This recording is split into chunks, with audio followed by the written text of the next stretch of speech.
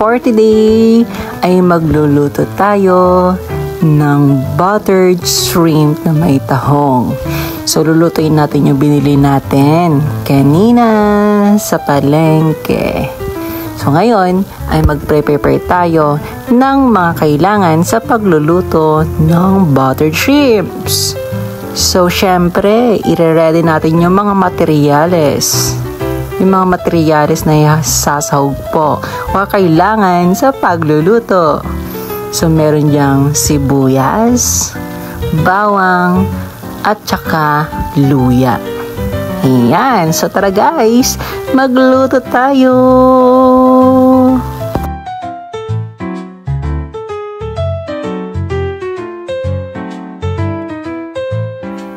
So, ayun. So, nakaprepare na yan. Nahugasan na yan. Yung shrimp, yung tahong, yung corn.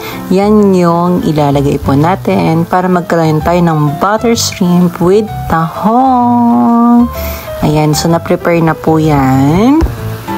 So, kukuha na tayo ng kawali para magsimula na tayong magluto.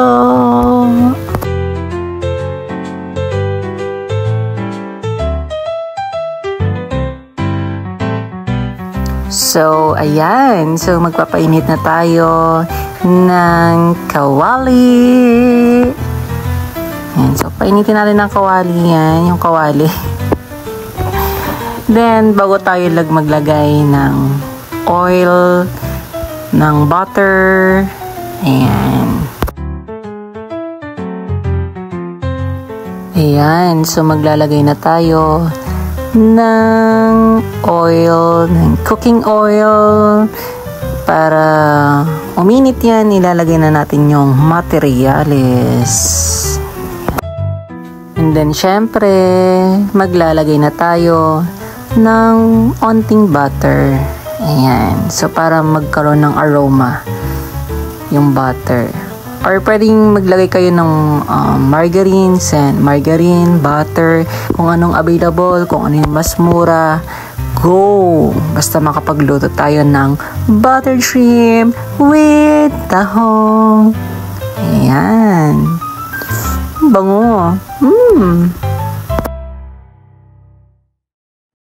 And then, pag okay na, ilalagay na natin yung mga materyales, onion, garlic, ayan, ginger, ayan. Pag samasamahin na sila, pag halu-haluin na sila, magbabanding na po sila.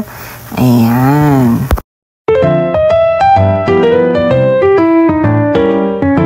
And then, pag okay na, lumabas na yung aroma ng mga materials natin, ilalagay natin yung shrimp. Ilalagay natin yung shrimp.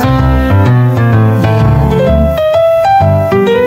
Ayan, lalaki ng shrimp. So, ang sarap-sarap tingnan. So, ang lalaki ng mga shrimp. Very delicious. Ayan. Ayan. So, lagyan na natin ng pampalasa, ng magic sarap, ng Ajinomoto, kahit anong meron kayo sa bahay nyo. Pwede nyo ilagay. Basta magkaroon ng lasa ang niluluto po ninyo. Ayan. Then, lagyan na natin yung ayan. So, pag lumambot na yung corn, ilalagay na natin yung tahong. Ayan. Banding all together sila. Ayan. So, ang sarap. Bango. Ayan. So, pakuluan natin siya ng ilang minutes. Ayan.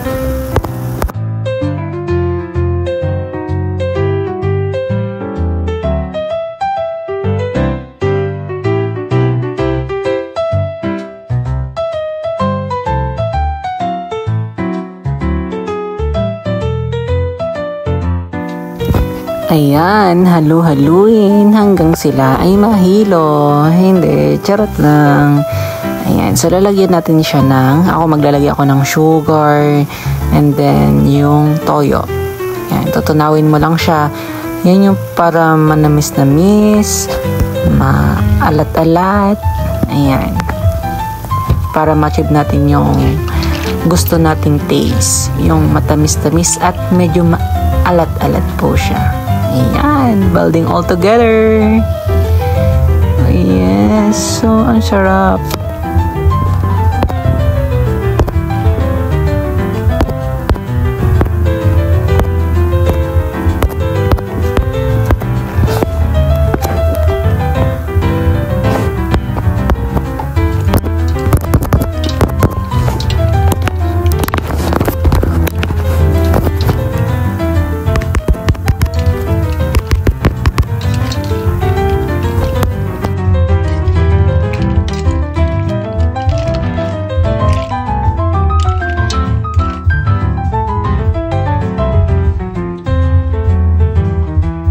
At syempre, lalagyan natin ng lemongrass para matanggal yung lansa.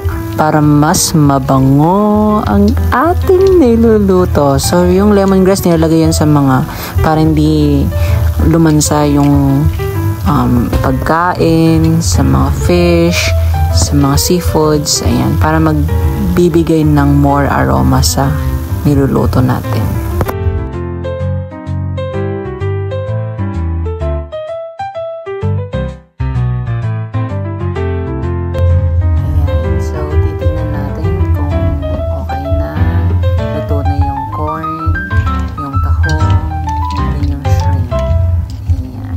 So, ang bango-bango, lalo na nagkaroon ng lemongrass.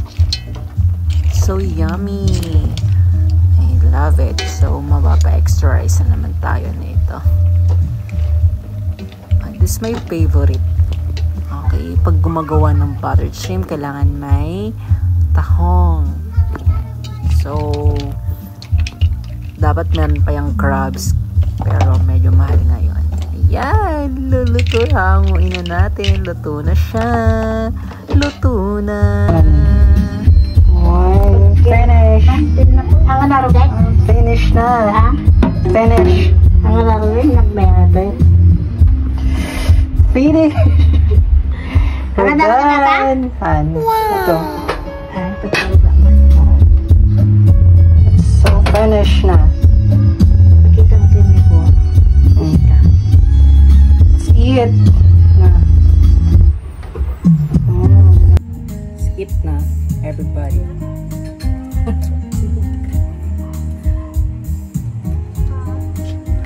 Nakatulungan na ako niya. Ano nga ba natin sa akin? Last sa gasot niya kasta. Tanis prod. Maduting tinda tarwar. Ay, di ruwas ko na hala. Ya, idulo. Sini eh. Dahil si Abay sila kan. Hindi, Ay, dulo. Very good. Ay, nakatulog ka din pa. Ipa? Madi, ni Kuan, ni Itel.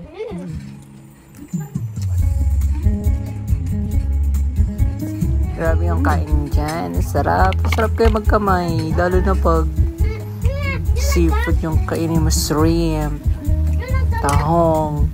Siyempre, diba? Hindi mo naman pwedeng kutsarain yan or tiniturin ang shrimp at saka tahong. So, magkakamay talaga tayo dyan para masarap kumain. It's my favorite. Buttered shrimp with tahong. Hindi makatahid na data.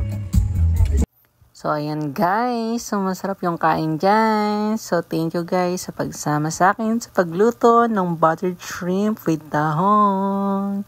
I hope you enjoy guys. Tara kain sa sunod na vlogs. Love you all. Bye!